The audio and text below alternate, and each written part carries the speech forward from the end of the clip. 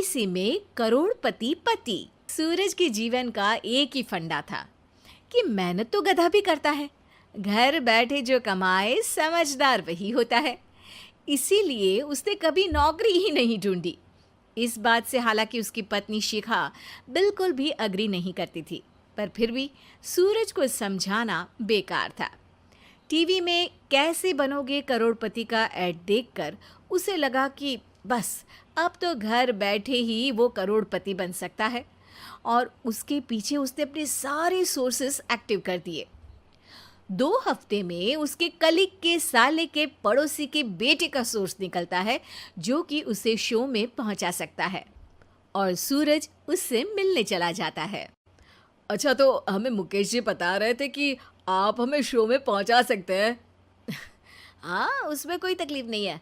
मैं कल अगर कोशिश करूँ तो इसी महीने में आपका नंबर आ जाएगा। अरे ये तो बहुत बढ़िया हो गया। अच्छा, वो सिलेबस और क्वेश्चन पेपर का कोई जुगाड़ है क्या? हैं? उसका तो कोई जुगाड़ नहीं है। तो वो वाकई में कुछ भी पूछ सकते हैं? हाँ, वो तो बच्चन जी पर है, जो पढ़ते हैं वो पूछ लेते हैं।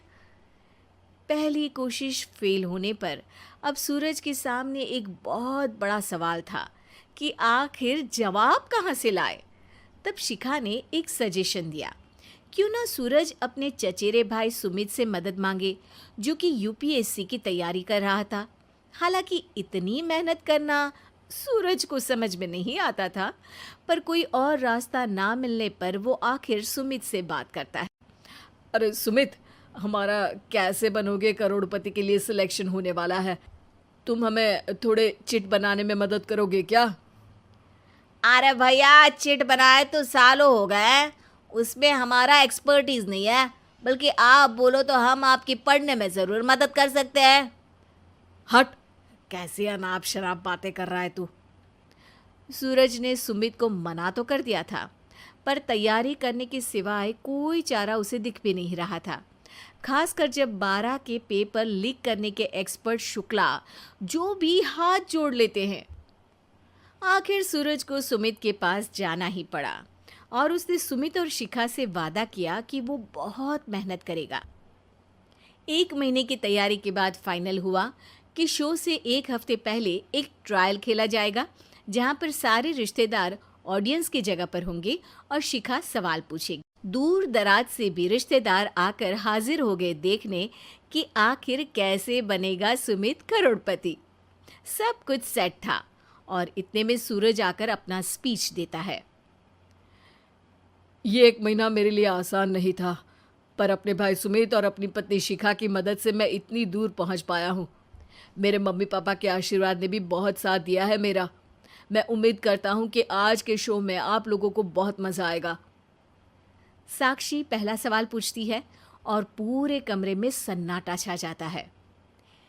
इंडिया में कितने स्टेट्स हैं? 3, सॉलिड, लिक्विड और गैस।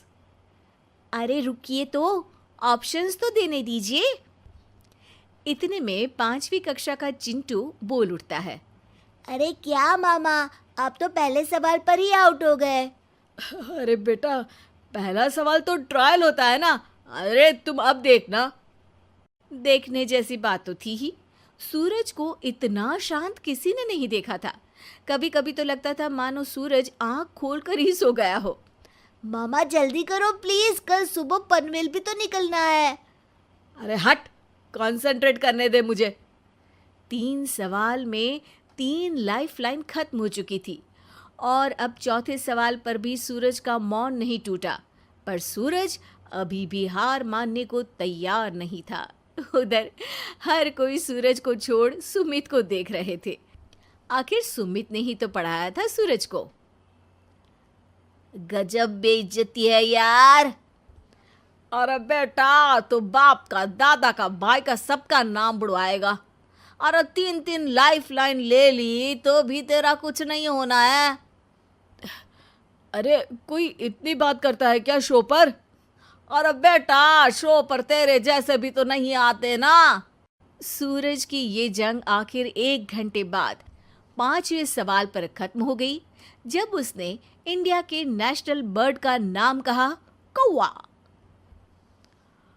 अरे बेटा, मज़ा तो बहुत आया, बस थोड़ा टाइम पर ख़त्म होता तो आनंद भी आ जाता। ताने बारिश के बूंदों की तरह बरस रहे थे और सूरज को भी समझ आ रहा था कि ये करोड़पति बनना शायद उसके बस के बाहर की बात है। पर वो आखिर ये बात मान कैसे लेता? वो सख्त लौंडा जो ठहरा, उसने सोचा कि बेइज्जती तो हो ही चुकी है, पर अगर मैं हार नहीं मानूं तो शायद कुछ हो सकता है। शिखा, तुम देखना, असली शो में आग लगा दूंगा, आग, करोड़पति बनूंगा मैं। हाँ, सब्जियां खत्म हो गई है घर पे, ले आओ। पहले पति बन जाओ, फिर करोड़पति बनना। अरे गजब बेइज्जती है यार। बेटा, अभी तो घर पर ही हुई है, 1 हफ्ते में तो तुम देश के सामने करवा कर आओगे। वैसे जब टीवी पर जाओ ना तो बस अपने मम्मी का ही नाम लेना, ठीक है? कोई पूछे तो बोलना कि पापा नहीं है मेरे। अरे पढ़ाई की, पेपर निकलवाए, इतने सारे लोगों को खाना खिलवाया, क्या फ़र्क पड़ा? इसीलिए मैं कहता हूँ कि मेहनत तो गधा भी करता है, घर बैठे जो कमाए वही सिकंदर। लेकिन मामा, गधे भी जानते हैं कि हमारा राष्ट्रीय पक्षी मोर है।